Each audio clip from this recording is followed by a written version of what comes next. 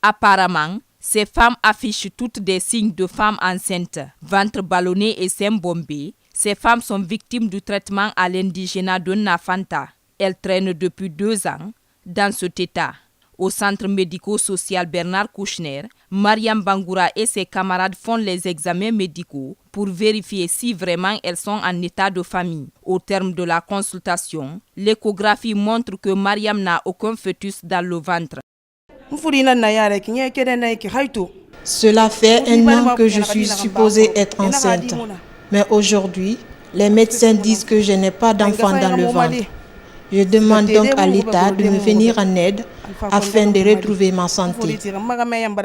Référé par le secrétariat général chargé des services spéciaux, de la lutte contre la drogue et le crime organisé, ces femmes affluent chaque jour le centre médico-social Bernard Kouchner pour des consultations.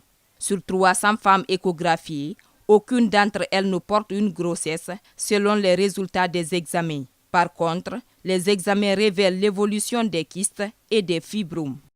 Et il y en a qui ont des utérus polymyomatodes, c'est-à-dire au lieu de 1 et 2 fibromes, elles ont peut-être 4 fibromes ou 5 fibromes ou un grand fibrome au niveau du ventre. Donc ces femmes, au départ, il y avait vraiment, c'était confus. Elles étaient sûres, conscientes qu'elles sont enceintes. Donc ces femmes, c'est une autre catégorie de femmes qui doivent être prises en charge pour être opérées.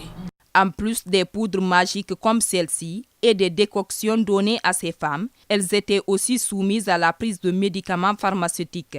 Des carnets de grossesse et ordonnances médicales fournis par un personnel de santé complice à la tradithérapeute sont saisis par les agents de santé et de prévention des services spéciaux de la lutte contre la drogue et le crime organisé. Ce qui du coup entraîne d'autres complications génitales chez ces porteuses de fausses grossesses.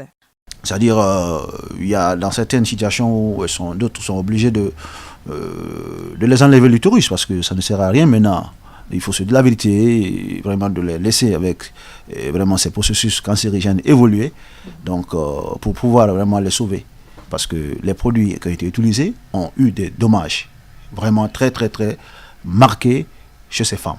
À ce jour, environ 400 femmes ayant l'abdomen ballonné suite au traitement de Nafanta Camara sont enregistrées par le service de santé et prévention des services spéciaux de la lutte contre la drogue et le crime organisé. Selon les investigations, près de 500 autres femmes sont dans cette situation déplorable de fausse grossesse à long terme. Au dire des spécialistes, elles sont toutes menacées par de graves pathologies qui pourraient être à la base d'une éventuelle infertilité.